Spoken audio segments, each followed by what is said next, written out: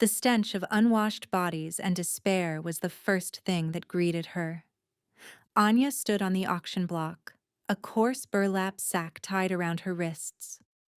The wood was rough beneath her bare feet, splintered and stained with the tears of 100 others who had stood here before her.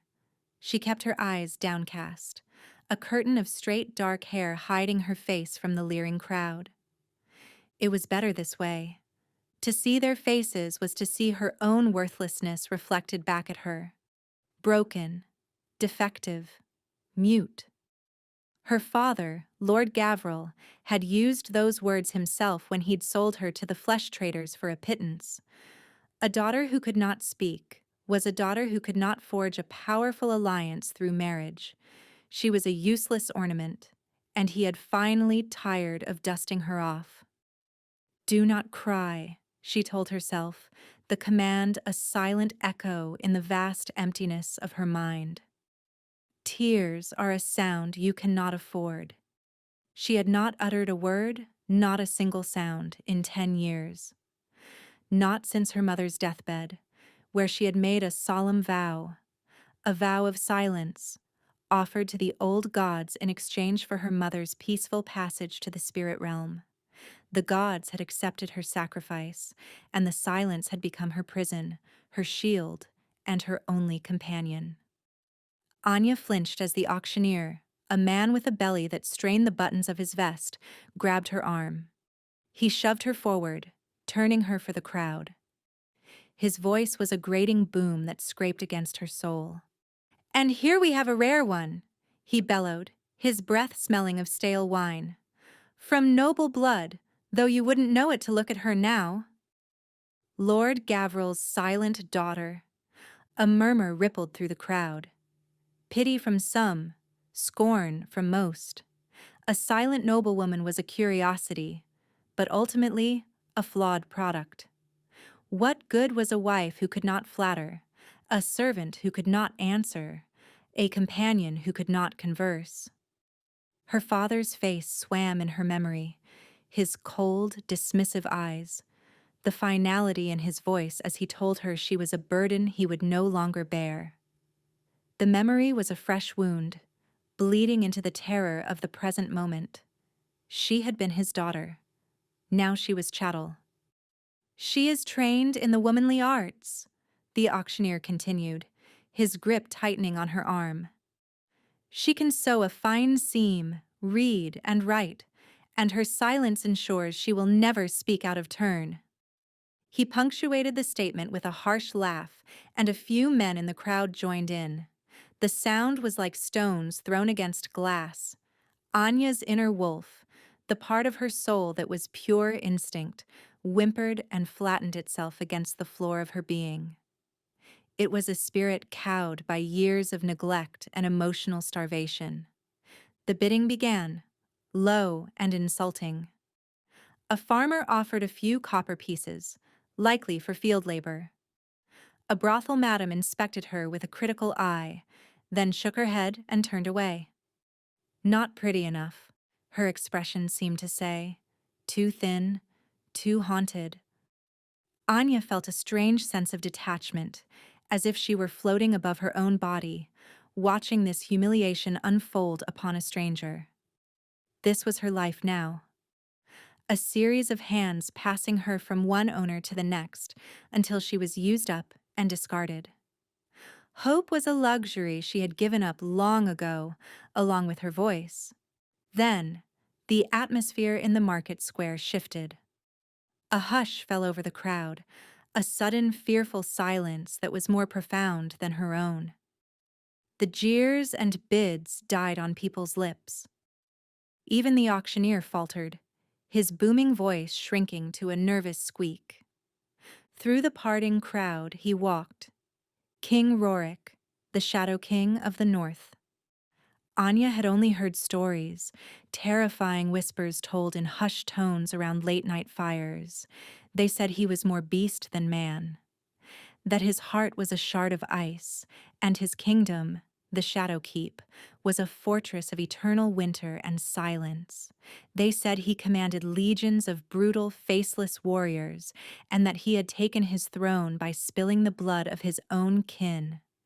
He was a nightmare given form, and he was walking directly toward the auction block. He was taller than any man she had ever seen, broad-shouldered and clad in black leather and dark fur that seemed to drink the very light from the air. His hair was the color of a moonless night, long and untamed, and his face was a mask of cold, hard lines. But it was his eyes that stole the breath from her lungs.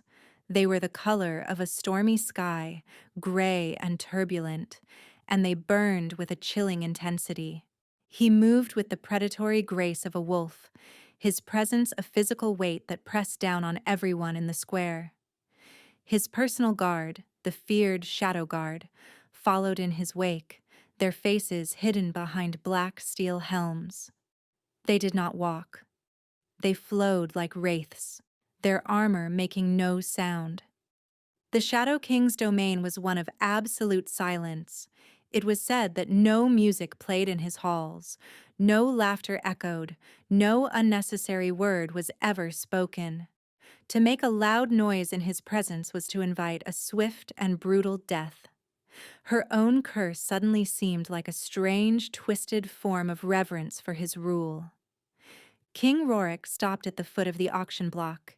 He did not look at the auctioneer or the crowd. His stormy gray eyes fixed on her, and only her. It was not a man's gaze. It was the gaze of a predator assessing its prey. Anya felt stripped bare.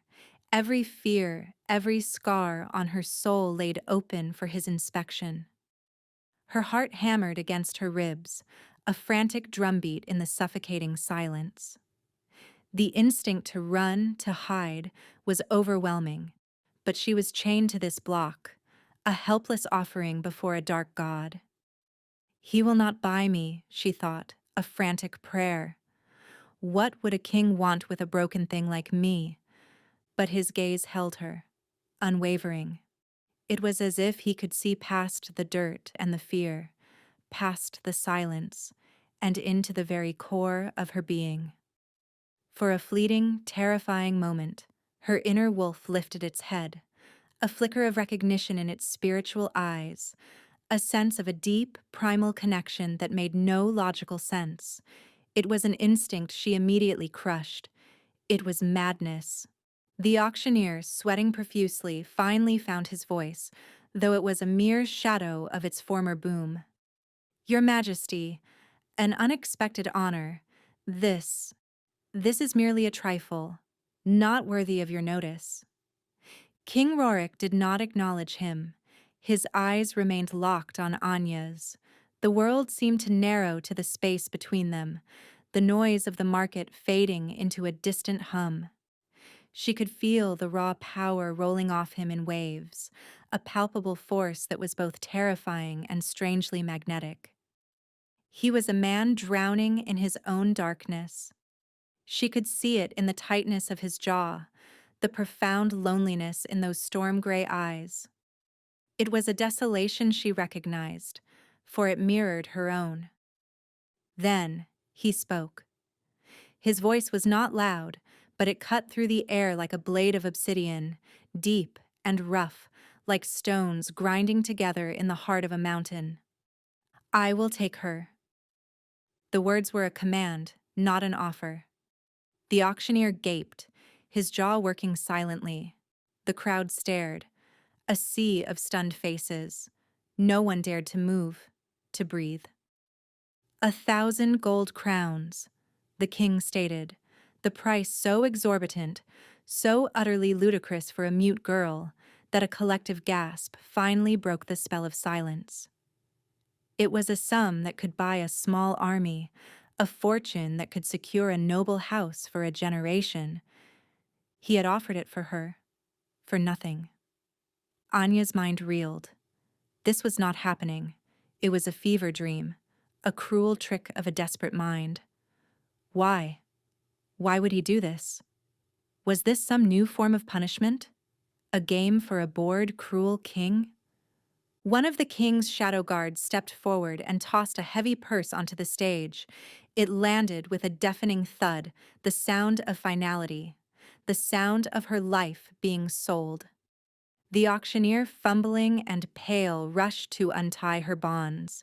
His hands trembled so badly he could barely work the knots. As soon as her wrists were free, another guard ascended the steps. He was built like a stone wall, his featureless helmet betraying no emotion. He reached for her arm.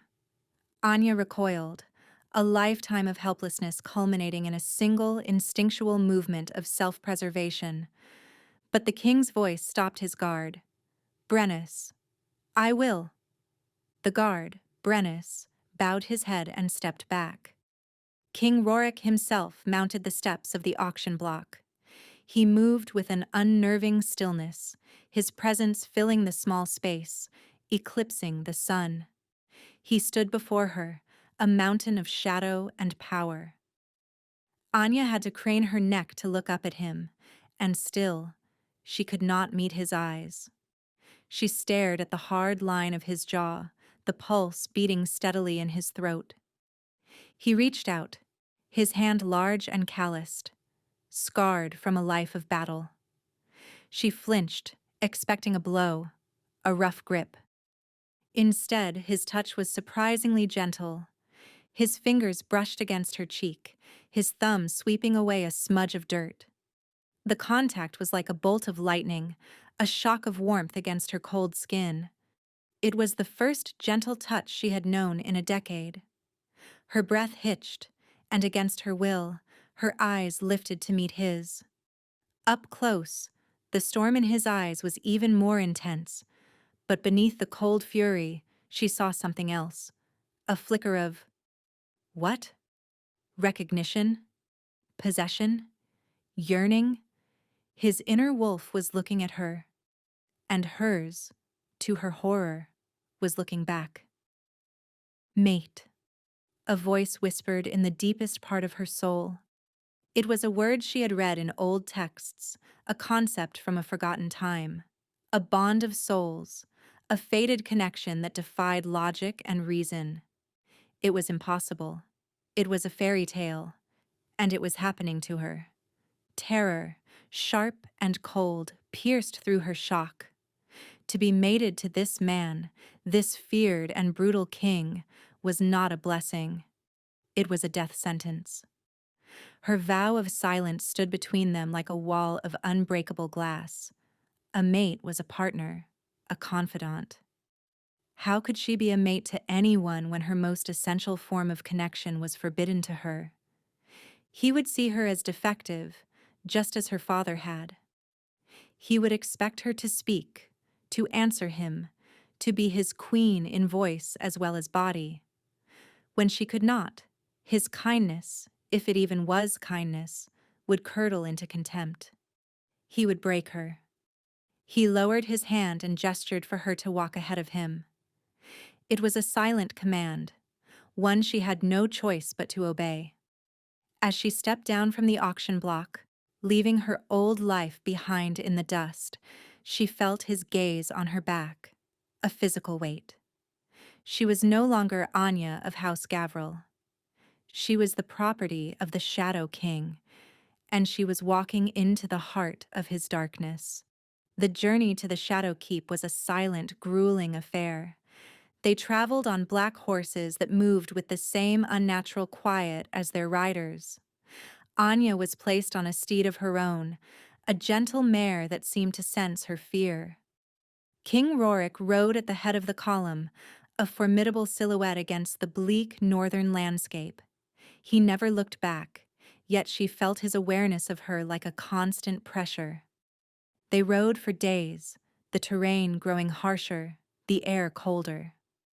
The lush green of the southern lands bled away into gray rock and skeletal trees. The sun itself seemed weaker here, a pale disk in a perpetually overcast sky. It was a land that had forgotten warmth. Anya wrapped her thin cloak tighter, the fine wool a gift from the king's pack. one of the few acts of acknowledgement she'd received. The guards ignored her. They were extensions of their king's will, silent and severe. They treated her not with cruelty, but with a complete lack of interest, as if she were a piece of luggage to be transported. In the cold, she found a strange clarity.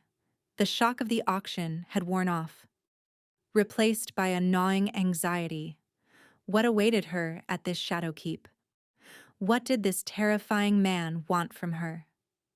The price he had paid still echoed in her mind. It was the price of a queen, not a concubine or a servant. The thought sent a fresh wave of panic through her. She could not be his queen. She could not be anything to him. Her vow was absolute. To break it was to condemn her mother's spirit to wander, lost, for eternity. It was a price she would never, ever pay. Finally, they saw it. The shadow keep rose from the mountainside like a fang of black rock, piercing the gray sky. It was not a castle. It was a wound in the earth, a fortress of jagged towers and sheer walls that seemed to have been carved by claws rather than by hands. No banners flew from its ramparts. No light shone from its arrow-slit windows. It was a monument to silence and sorrow. As they passed through the immense iron-bound gates, a chill deeper than the mountain air settled into Anya's bones. The courtyard was empty, paved with dark, unforgiving stone. The only sound was the wind, whistling a mournful tune through the battlements. Inside, the keep was a labyrinth of cold stone and deep shadows. Torches burned in iron sconces, but their light seemed to be swallowed by the oppressive darkness rather than pushing it back. The air was still and heavy, thick with the scent of cold stone, wood smoke, and something else. Something wild and musky, the scent of a predator, the scent of the king. Servants moved through the halls like ghosts, their heads bowed, their feet silent on the stone floors. They all wore drab gray tunics, their faces blank and expressionless. No one spoke. The silence here was not peaceful. It was a living thing, a rule enforced by fear. Anya felt as if she were stepping into a tomb. She was led to a suite of rooms high in one of the towers. They were surprisingly opulent, a stark contrast to the rest of the keep. A large bed with furs piled high, a crackling fire in a stone hearth, and a window that looked out over the desolate, beautiful mountain range. It was a gilded cage. A stern-faced woman with hair the color of iron filings entered the room.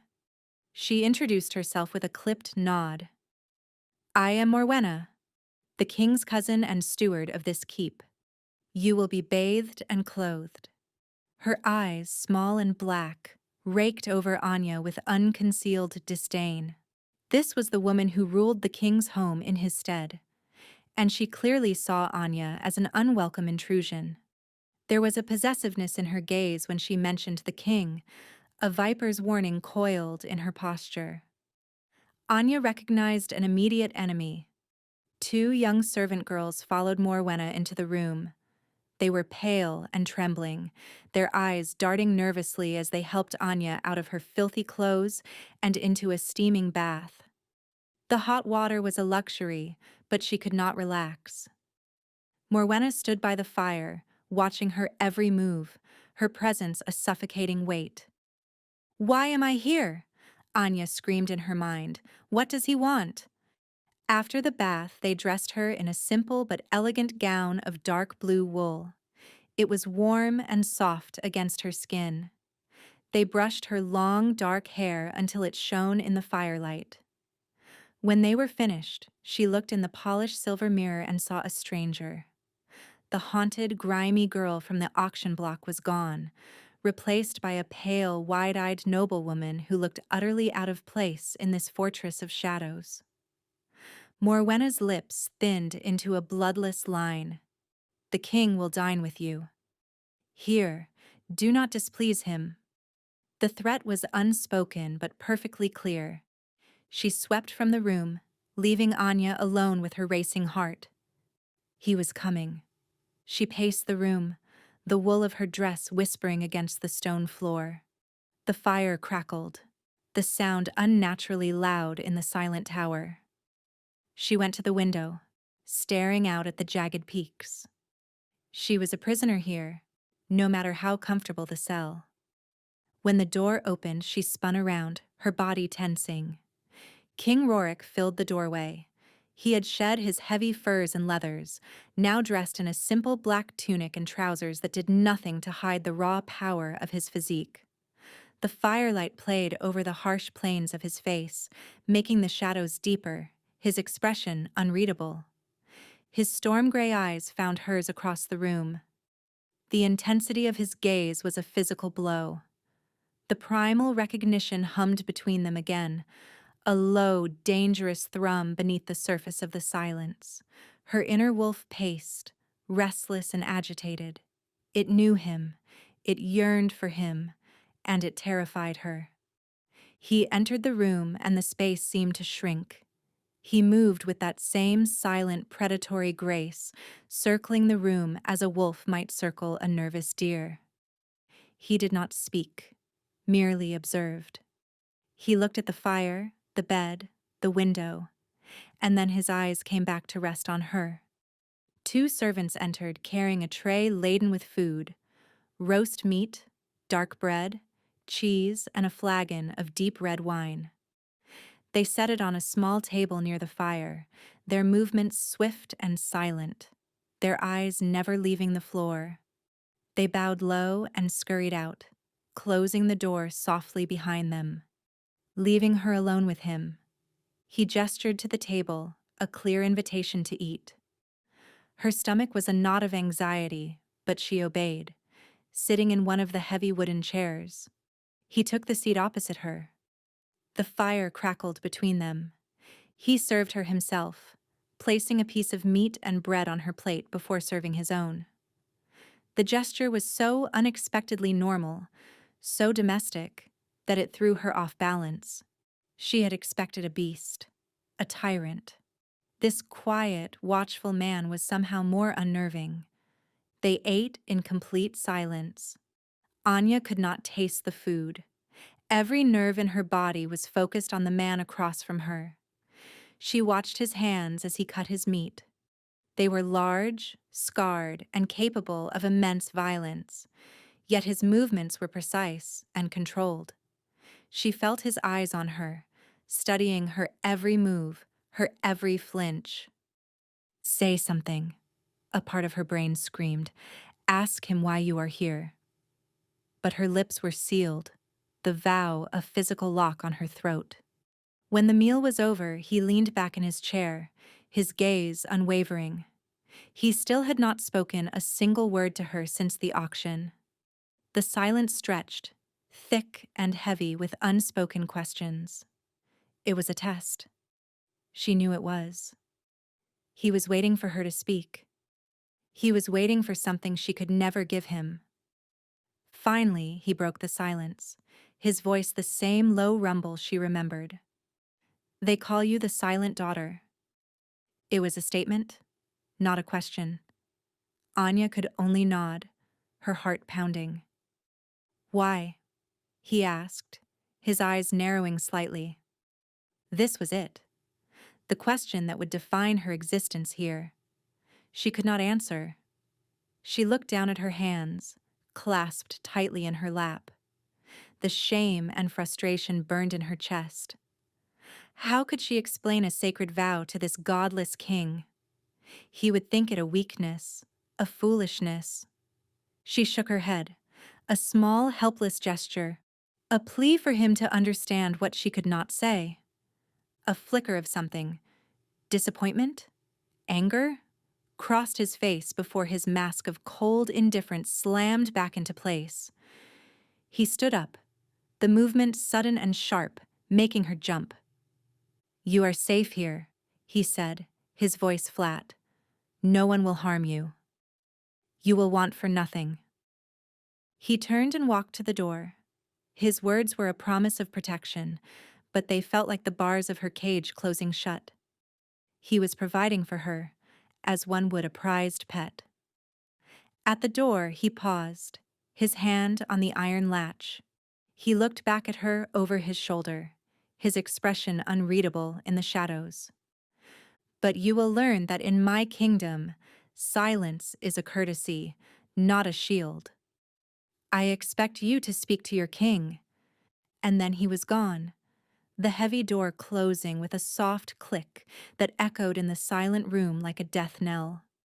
Anya sank back into her chair, a choked sob caught in her throat. A sob she could not release. He did not understand. He thought she was merely willful, defiant. He had bought her, and he expected her to perform, to speak. The first crack in his unexpected kindness had appeared. She had displeased him, and she knew with a certainty that chilled her to the bone that she would displease him again and again until his patience finally shattered. And she did not want to imagine what would happen then. The days that followed fell into a strange, silent rhythm. Anya lived in her gilded cage, a ghost haunting the Shadow King's tower. Servants brought her meals, fresh gowns, and books from a vast, dust-choked library. They never spoke to her, and their eyes were always downcast, full of a quiet fear that seemed to permeate the very stones of the keep. She spent her hours reading ancient histories and forgotten tales. The stories were her only escape, a place where heroines had voices to sway kings and change their fates. Her own fate felt as immutable as the mountains outside her window. King Rorik visited her every evening. He would arrive as the sun bled away behind the peaks, bringing with him the chill of the night and an aura of absolute authority. They would share their meal in the same thick, unnerving silence. He would watch her, his stormy eyes trying to peel back her layers to find the words she kept locked away. And every night, he would ask her a question. Did the food please you? Did you find a book to your liking? Are your rooms comfortable? They were simple questions, but they were traps. Each one was a demand for the one thing she could not give. In response, she could only nod or shake her head, her frustration a bitter taste in her mouth. She would write her answers on a small slate she'd been given, but it was a poor substitute. Writing was slow, impersonal. It was not the connection he was seeking. Each silent refusal, each shake of her head when he gestured for her to speak, chipped away at his formidable control. A muscle in his jaw would tighten. The storm in his eyes would darken. He would leave her chamber with a curt nod, his disappointment a cold wave that washed over her long after he was gone. She learned more about him from the whispers she was not meant to hear. The servant girls who tidied her room would sometimes forget she was there, a silent fixture by the window. They spoke of the curse, a shadow curse they called it, placed on his bloodline generations ago. It fed on sound, on emotion, on life.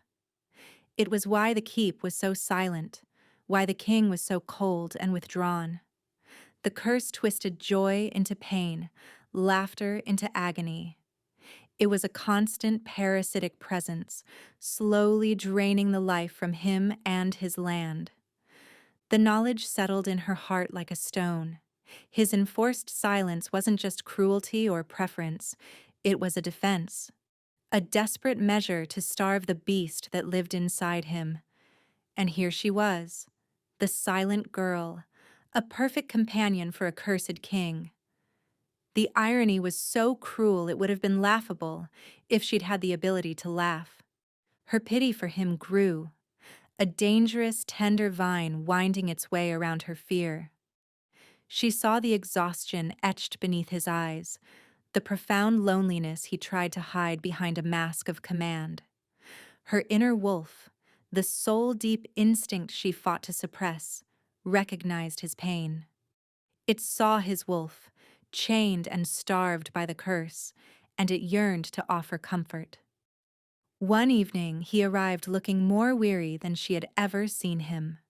There were new lines of strain around his mouth, and the shadows under his eyes were darker, deeper. He barely touched his food, his gaze fixed on the crackling flames in the hearth. Tonight, he did not ask her a question. He simply sat there, shrouded in a bleak silence that felt heavier than usual. Acting on an impulse she did not understand, Anya stood and went to a side table where the wine flagon rested. She poured a goblet of the deep red liquid, her hands steady despite the frantic beating of her heart. She walked over to him, her soft slippers making no sound on the stone.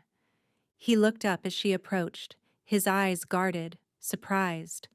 She held the goblet out to him, a simple offering, a silent gesture of what? Care? Sympathy? He stared at the goblet, then at her face. His gaze was searching, intense. For a long moment he did not move. Then, slowly, he reached out and took it from her. His fingers brushed against hers, and the familiar jolt of energy, of recognition, shot up her arm. It was stronger this time, a current of warmth in the cold room. His eyes held hers as he drank. When he lowered the goblet, he did not immediately release her gaze. "Thank you," he murmured, his voice softer than she had ever heard it. The two words were an intimacy that stole her breath. He had accepted her silent offering. He had understood the intent behind it. A tiny seed of hope, fragile and foolish, began to sprout in the barren wasteland of her heart. But hope was a dangerous thing in the shadowkeep. Her elevated status had not gone unnoticed. Morwenna's animosity grew with each passing day.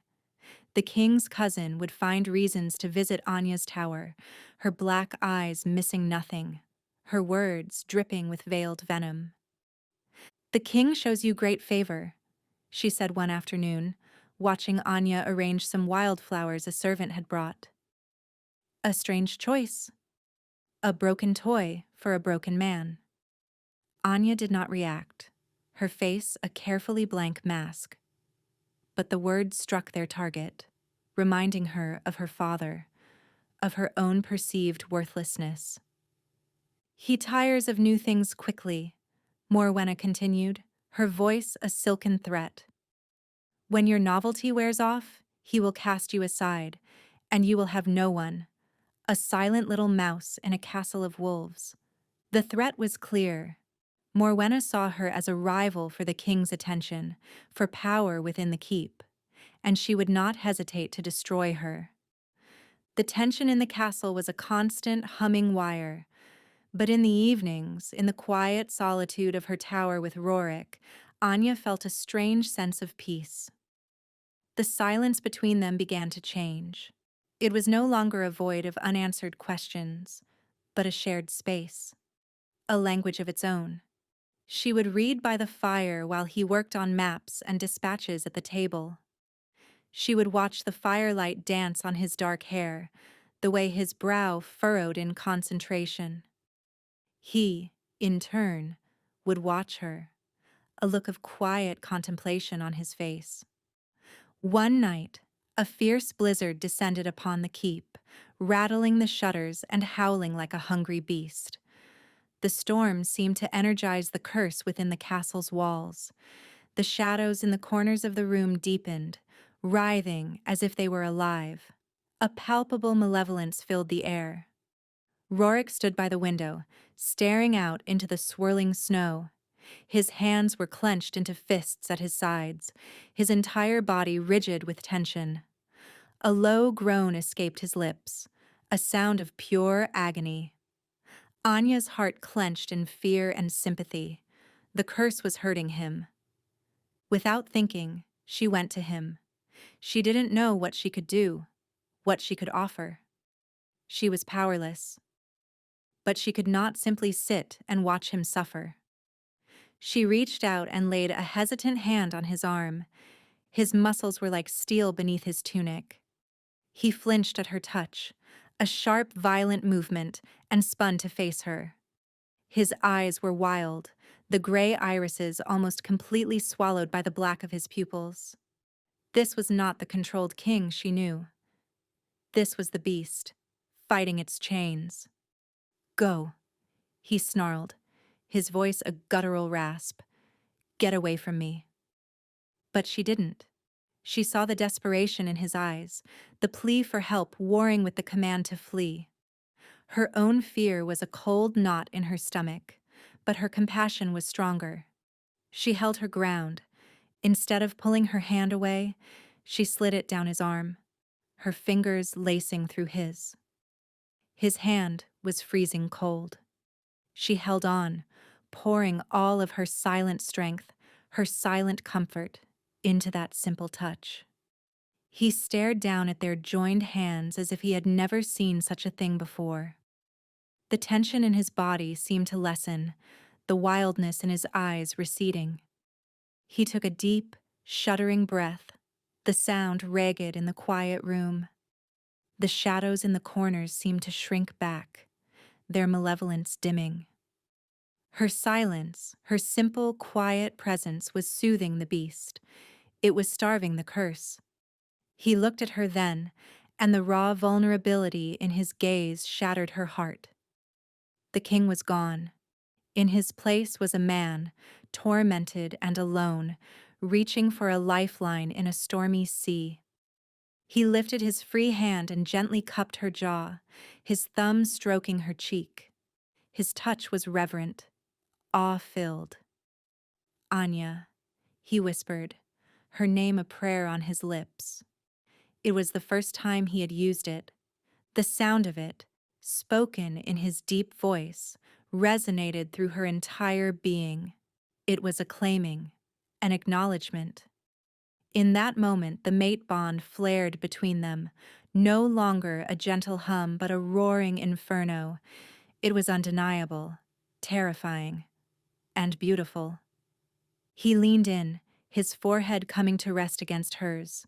He closed his eyes, breathing her in. The world outside, the howling storm, the writhing shadows, it all faded away. There was only the two of them, a cursed king and a silent girl, finding a strange sanctuary in each other's brokenness.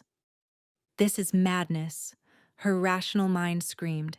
You are tying yourself to a man you can never truly have. You are courting disaster.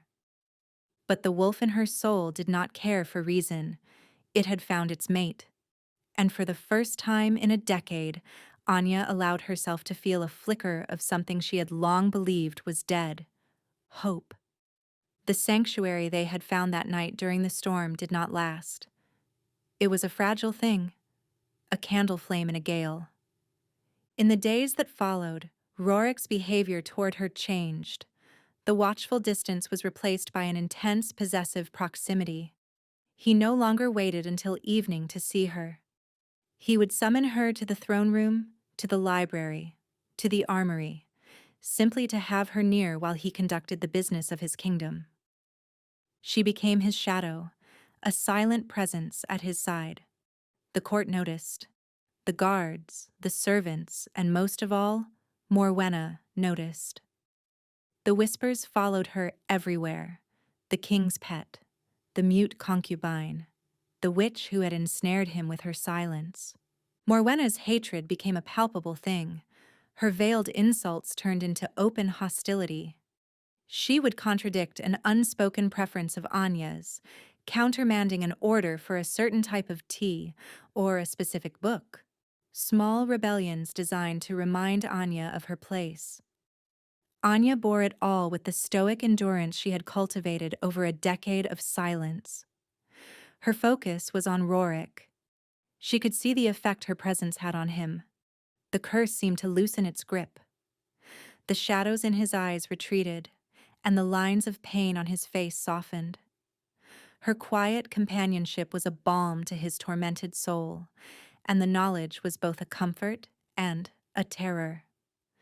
The bond between them deepened with every shared silence, every fleeting touch, every intense, soul-searching gaze.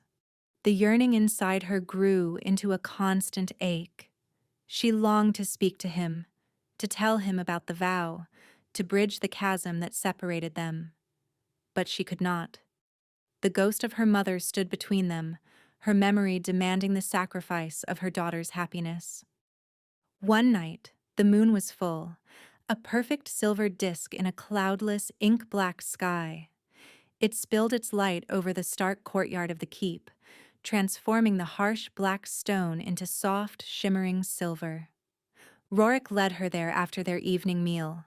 He took her hand, his strong fingers wrapping around hers, and pulled her out into the cold, crisp air. The moonlight illuminated his face, softening the hard angles, making his stormy eyes gleam like polished silver. He led her to the center of the courtyard, to an ancient gnarled heart tree that stood as a solitary testament to life in this barren place. "My ancestors are buried beneath this tree," he said, his voice low and serious. "It is the heart of my kingdom, the heart of my line." He turned to face her, still holding her hand. His gaze was intense, burning with an emotion she had never seen in him before. It was raw, vulnerable, and utterly sincere. "Anya," he began, his voice tight with feeling, "I do not understand what you are. I do not understand this connection between us, but I know it is real. My soul, my very beast, recognizes you. It calls for you." Her heart hammered against her ribs. She knew what was coming.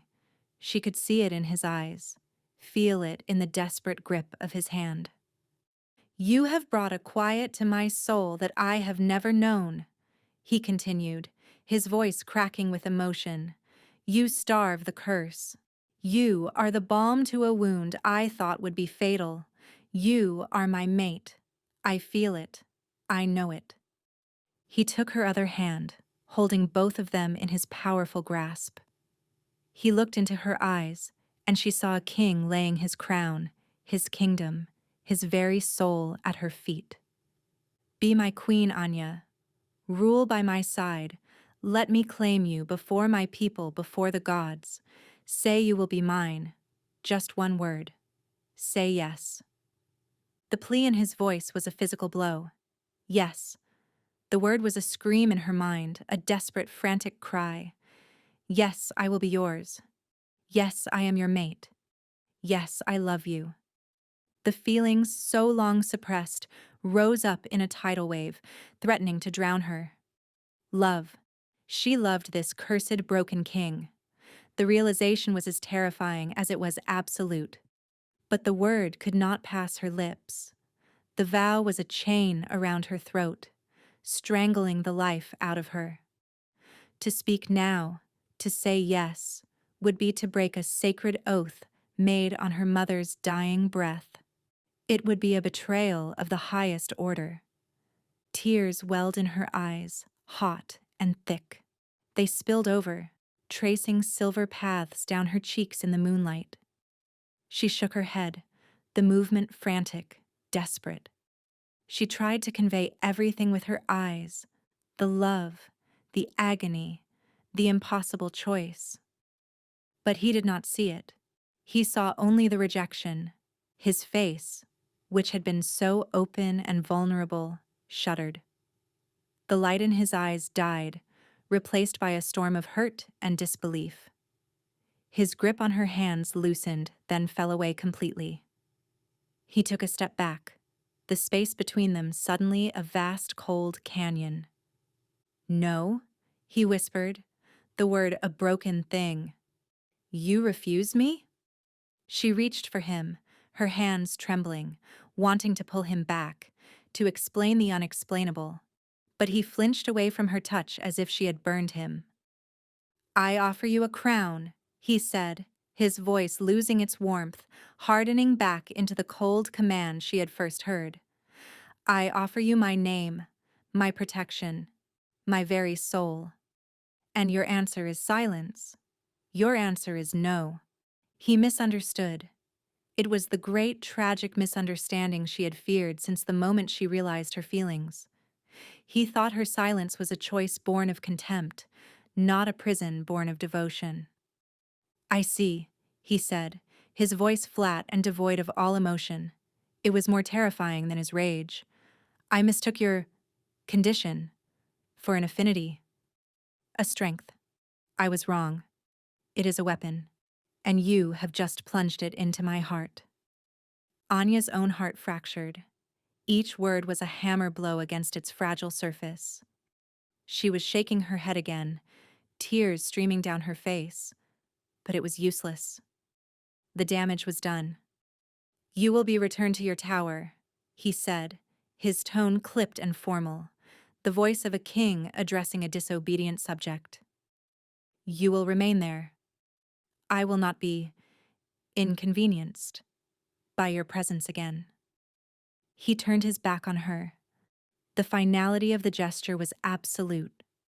He walked away, his broad shoulders stiff with pain and pride, leaving her alone in the cold moonlight, her silent screams trapped inside her. She sank to her knees on the cold stone, her body racked with sobs that made no sound. The heart tree stood over her, its ancient branches like skeletal fingers reaching for a cold and empty sky. She had done it. She had protected her vow. She had kept her promise to her mother. And in doing so, she had destroyed the only happiness she had ever known. She had rejected her mate, her king, her love. She had been cast out. And as she knelt there, weeping in the unforgiving silence, she had never felt more alone. The gilded cage had just become a true prison once more. The fall was as swift as it was brutal. One moment she was the king's shadow, the object of his intense fascination. The next, she was less than a ghost. She was nothing. The guards who came to her tower were not the king's personal shadow guard. They were common household sentries, their expressions a mixture of pity and contempt. They did not escort her from her opulent rooms. They hauled her. Her fine wool gowns were left behind.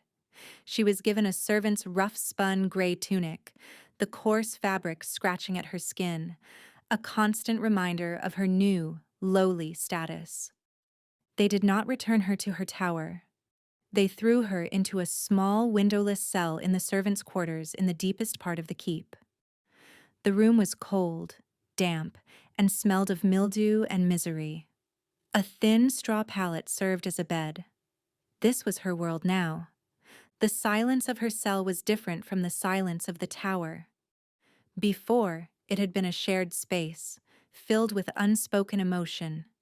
Here, it was a suffocating, empty void, the silence of being forgotten. Days blurred into a monotonous gray. A silent servant would shove a bowl of thin gruel and a piece of stale bread through a slot in the door twice a day. It was sustenance, nothing more.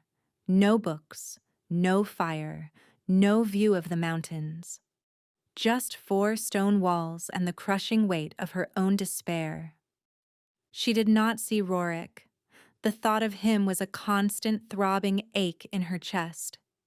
She pictured him in his throne room, his face a mask of cold fury, the storm in his eyes raging once more. Had the curse grown stronger in her absence? Was he in pain? The worry for him was a torment far worse than her own physical discomfort. She had hurt him. She had pushed away the only person who had ever looked at her and seen something more than a broken, silent girl. Her only visitor was Morwenna. The king's cousin appeared at her cell door a week into her confinement. She was dressed in a gown of rich, dark velvet, a cruel smirk playing on her thin lips.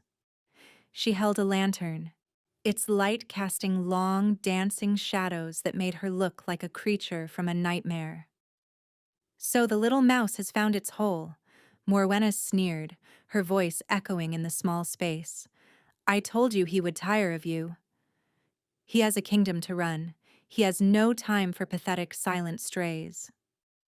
Anya stared back at her, her expression carefully blank, refusing to give the woman the satisfaction of her tears. Morwenna's smirk widened. He is suffering, you know. The curse has taken hold again, stronger than ever. The shadows in the keep are so thick you could choke on them. He sits on his throne and speaks to no one. He is consumed by his darkness. She leaned closer to the bars, her voice dropping to a conspiratorial whisper. And it is all your fault. The words were poison-tipped darts, and they found their mark. Anya's composure cracked, a flicker of pain crossing her face. Yes, Morwenna hissed, her eyes gleaming with triumph. You were a curiosity, a temporary balm. But your silence, it is not a cure. It is a poison of its own. Your unnatural quiet has angered the spirits of this place. It has fed the curse, not starved it. You are a witch, and you have brought a plague upon this house. It was a lie. Anya knew it was a lie. Her presence had soothed him. She was sure of it.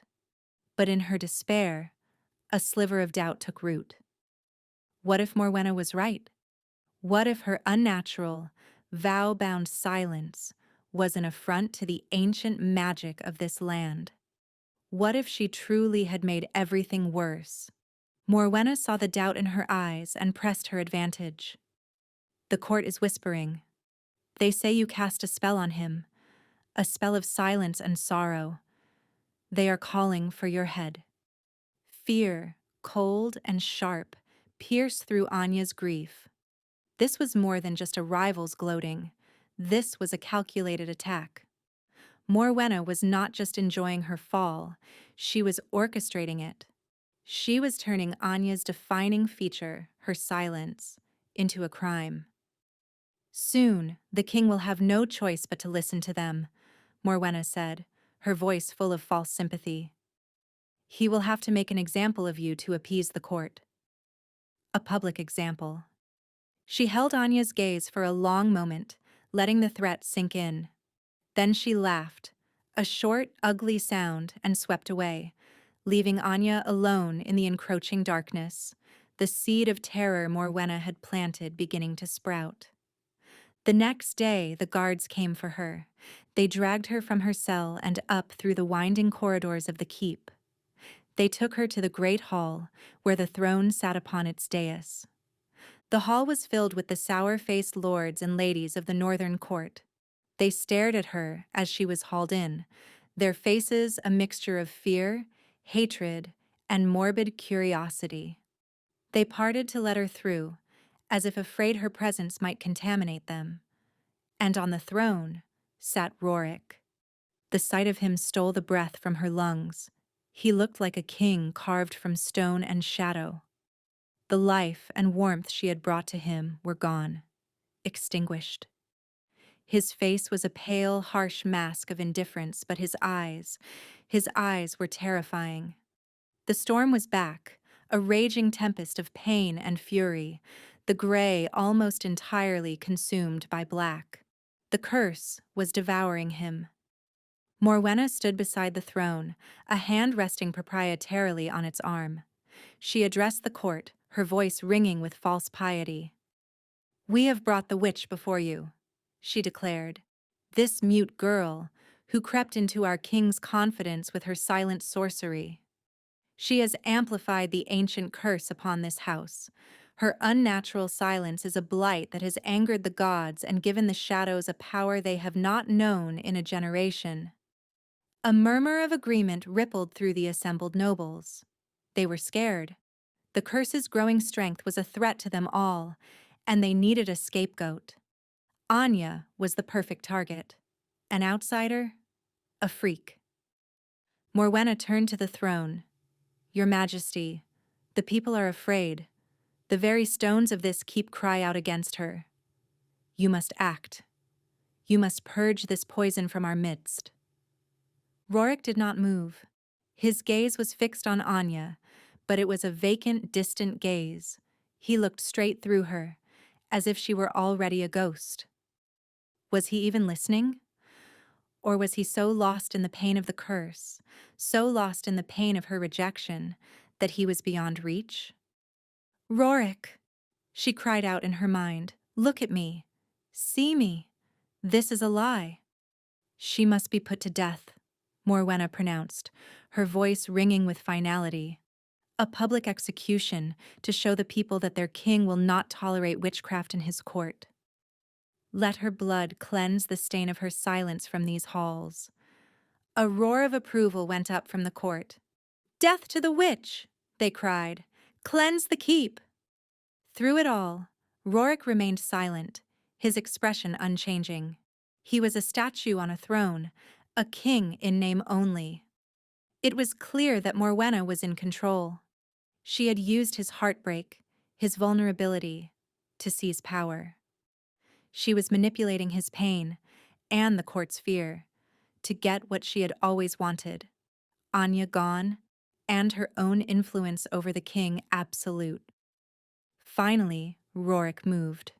He lifted a hand, a slow, heavy gesture. The hall fell silent. He looked at Morwenna, his eyes empty. "So be it," he said, his voice a dead, hollow rasp. It was the voice of a man who had already given up. At dawn, in the courtyard, the words were a death sentence. Her death sentence, signed by the man she loved. Anya felt the floor drop out from beneath her. This was not happening. He would not do this. The man who had touched her cheek with such gentleness, the man who had laid his soul at her feet in the moonlight, would not send her to her death. But the man on the throne was not that man. That man was gone, consumed by the shadows she had inadvertently helped to strengthen. As the guards grabbed her arms to drag her away to the dungeons, her eyes met Rorik's one last time. For a fleeting instant she saw a flicker of the man he had been, a flicker of agony, of regret, before the darkness swallowed it whole. He was a prisoner too. A prisoner of his curse, of his pain, and of Morwenna's lies. And she was going to die for it. The dungeon was colder and darker than her cell had been. It was a place deep in the foundations of the keep, where the chill of the mountain seeped through the stone, and the only sound was the dripping of water somewhere in the oppressive dark. They threw her onto the damp stone floor and barred the heavy iron door, leaving her in near total blackness. The finality of the sound echoed in her soul. This was the end. At dawn, she would be led out into the courtyard and executed. Despair was a physical weight, pressing down on her, crushing the air from her lungs. She had lost everything: her home, her freedom, her love, and now, her life. And for what? For a vow made in a child's grief, a promise to a ghost. Her mother's face swam in the darkness before her. The gentle smile, the kind eyes. "Would you want this for me?" Anya asked the memory. "Would you want my life to end this way, in silence and sorrow for a promise I made to you?" She thought of the stories she had read in the keep's library. Stories of sacrifice, of love, of vows made and broken. A vow was only as strong as its purpose. Her vow had been made out of love for her mother, to ensure her peace.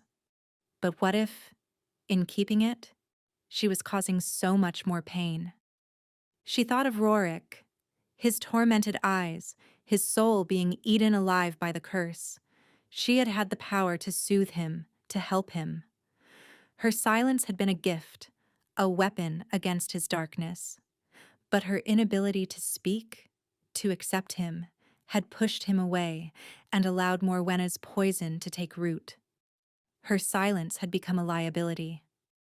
"My silence is a poison," Morwenna had said. What if the opposite were true? What if her voice was the antidote? An old legend she'd read came back to her, a fragmented tale about the Shadow King's curse. It spoke of a bond of true mates and a voice of pure heart, being the only things that could shatter the ancient sorcery. At the time, she had dismissed it as a fanciful tale, but now, could it be? Could her voice, The very thing she had sacrificed be the key to saving him, to saving them both? The choice became terrifyingly clear. A vow made to the dead versus a life with the living. Her mother's peaceful passage versus Rorik's very soul. To break the vow is to condemn her spirit. The old fear whispered in her heart, but a new conviction rose to meet it. Her mother had been a woman of immense love and compassion. She would never have demanded a sacrifice that would lead to such destruction. She would want her daughter to live, to love, to fight. The vow had been a child's interpretation of a dying wish for peace. Perhaps the true peace would come not from keeping the vow, but from knowing when to let it go. The decision settled in her soul, heavy and resolute. She would speak, but not now. Not here in the dark, where no one could hear her. Her voice was her last weapon, and she would save it for the final battle. She would use it when it mattered most. A strange calm settled over her. The fear was still there, a cold knot in her stomach, but it was overshadowed by a fierce, burning purpose. She would not die a silent victim. She would face her executioner. She would face her broken king, and she would unleash the one power she had left. The hours crawled by. Anya sat huddled in the darkness, gathering her strength, focusing her will. She thought of the first word she would say, Rorik's name. It would be her war cry, her prayer, and her declaration of love. Finally, she heard the scrape of the bar on her cell door. The first gray light of dawn was filtering through the cracks. It was time. The guards who came for her were grim-faced. They pulled her to her feet and bound her hands in front of her. They led her up from the dungeons, through the silent halls of the keep, and out into the central courtyard. A platform had been erected in front of the heart tree.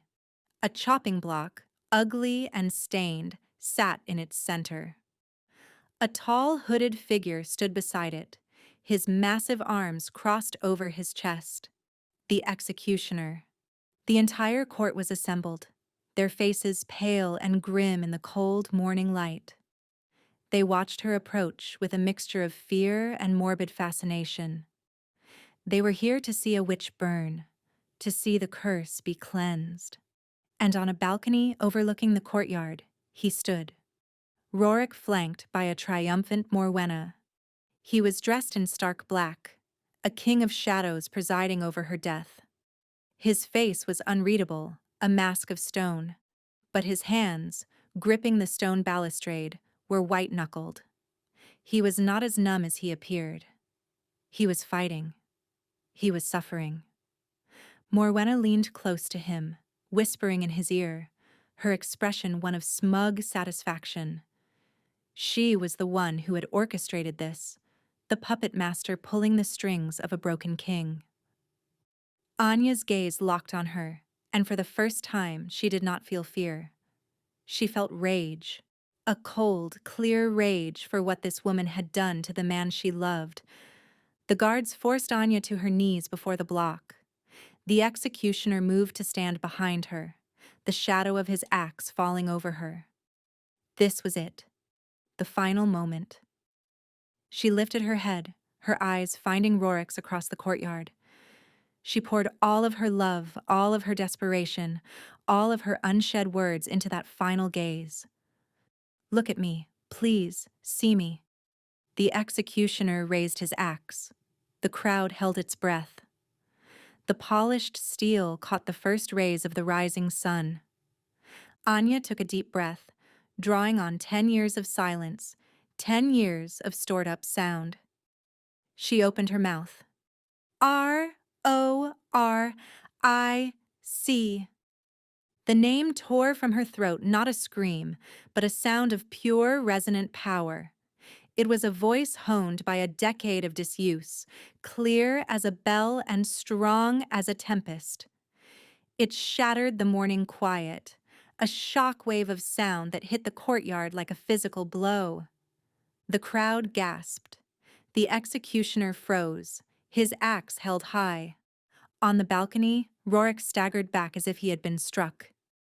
His hands flew to his head, a look of agony on his face. But it was a different kind of agony. Not the pain of the curse, but the pain of something breaking. Morwenna shrieked, a high, piercing sound of fury and fear. She speaks! It is the witch's final curse. Kill her! Now! But no one was looking at Morwenna. All eyes were on the king. A black, smoky shadow poured from Rorik's body, a writhing, screeching mass of darkness. It was the curse, made manifest, torn from its host by the power of her voice, by the power of their bond. The shadow coalesced in the air before him, a terrifying, formless entity of pure malevolence. As the last of the shadow left him, Rorik fell to one knee, gasping for breath. He looked up, and his eyes met Anya's. The storm was gone. The darkness was gone. For the first time, she saw their true color, a clear, brilliant gray like the sky after a cleansing rain. He was free. Anya, he breathed, his voice filled with awe and recognition. The shadow beast, now fully separated from its host, let out a piercing shriek and lunged, not at Rorik, but at Morwenna. No, she screamed, I am your mistress. I fed you. I gave you his pain. In that moment, everyone understood. Morwenna had not just used the curse. She had been controlling it, nurturing it, using it to weaken Rorik and solidify her own power. She was the true witch. The shadow ignored her pleas. It enveloped her, her screams muffled as the darkness consumed her, and then, with a final, explosive shriek, the shadow itself dissipated into nothingness, taking Morwenna with it. In the stunned silence that followed, the executioner, recovering his senses, remembered his orders. He looked from the empty balcony to the girl kneeling before him. He tightened his grip on the axe. The king's sentence must be, he began, his voice uncertain. Before he could finish, there was a blur of motion. Rorik, moving with a speed and power Anya had never seen, launched himself from the balcony. He landed in the courtyard with a ground-shaking thud and was in front of her in 2 strides. He grabbed the haft of the axe, stopping its descent inches from her neck. The wood groaned under his grip. He stared at the executioner, his eyes blazing with a righteous fury. She is my queen, he roared, his voice booming with a power and clarity that echoed through the keep. Touch her again, and I will tear this castle down to its foundations with my bare hands. He wrenched the axe from the executioner's grasp and threw it aside, where it clattered harmlessly on the stones. Then he turned to her. He knelt before her, his expression a mixture of awe, relief, and profound regret. He reached out and, with trembling fingers, cupped her face. You spoke, he whispered. You saved me. I love you, she said, the words feeling new and strange and wonderful on her tongue. I have always loved you. Tears streamed down his face, the first she had ever seen him shed. And I love you, my mate, my savior. He leaned in and kissed her. It was a kiss of desperation and relief, of promises made and a future reclaimed. In the middle of the courtyard, surrounded by his stunned court, the Shadow King claimed his silent queen, not with a crown or a proclamation, but with a kiss that healed them both. The silence of the Shadowkeep was broken, and in its place, a new era had begun. 1 year later, the Shadowkeep was a place transformed. The name no longer fit. Sunlight, once a timid visitor, now streamed through large glass windows that had replaced the narrow arrow slits. The oppressive silence was gone, replaced by the sounds of life. Music drifted from the great hall. The murmur of conversation echoed in the corridors, and children's laughter could be heard in the courtyards.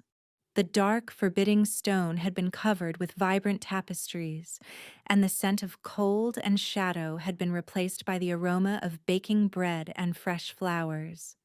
It was now the Sunstone Keep, a beacon of hope in the north. Today, the sounds were of celebration. The king was officially taking his queen. Anya stood before a long mirror, her reflection a vision she scarcely recognized. She wore a gown not of dark wool, but of shimmering silver silk that seemed to capture the very light of the sun. Wild flowers were woven into her dark, flowing hair. Her face, once pale and haunted, was now filled with a quiet, radiant joy. The last year had been one of healing. For her, for Rorik, and for the kingdom. Breaking her vow had been the hardest and best thing she had ever done. It had not condemned her mother's spirit. Instead, it felt as if it had finally set them both free. Her voice, once her greatest sacrifice, was now her gift. She spoke often, her words weaving stories for the court's children, offering counsel to her husband, and singing softly to him in the quiet of their chambers. Rorik entered the room, and her breath caught, as it always did when she saw him. He was no longer the Shadow King. The darkness was gone, replaced by a strength and vitality that radiated from him. He smiled, a true, warm smile that reached his brilliant gray eyes. The sight of it still made her heart ache with love. "My queen," he said, his voice a low, loving rumble. "Are you ready?" She turned from the mirror and went to him, taking his offered hand. "I have been ready since the moment I first saw you," she answered, her voice clear and steady. He brought her hand to his lips, his gaze full of the same awe he'd had that day in the courtyard. "I was a fool. Lost in my own darkness, I almost destroyed the one thing that could save me."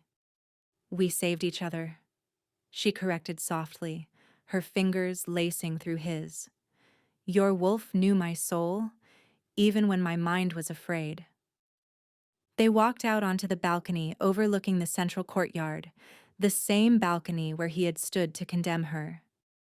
Today it was filled with flowers, and the courtyard below was packed with all the people of their kingdom, nobles and commoners alike, cheering for their king and the queen who had saved him. They stood before the heart tree, its ancient branches now dotted with new green leaves, a sign of the land itself healing along with its king. Brennus, Rorik's loyal second-in-command, stood as witness, his helmet off for the first time, a broad, happy smile on his face. Rorik turned to her, taking both of her hands in his. "Before my people, and before the gods old and new," he proclaimed, his voice ringing with power and love, "I, Rorik, King of the North, claim you, Anya, as my mate, my wife, my queen. My heart is yours, my sword is yours, my life is yours. From this day until the end of all days." She looked into his eyes, her own heart overflowing. She saw her past, her present, and their future all reflected there.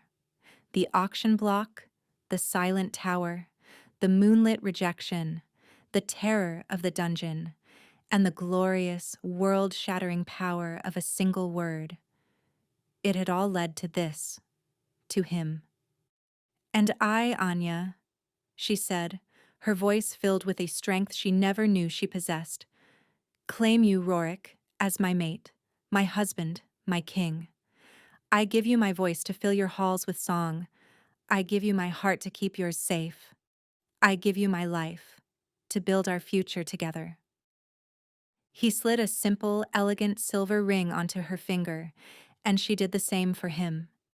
As he leaned in to kiss her, the crowd erupted in a joyous roar.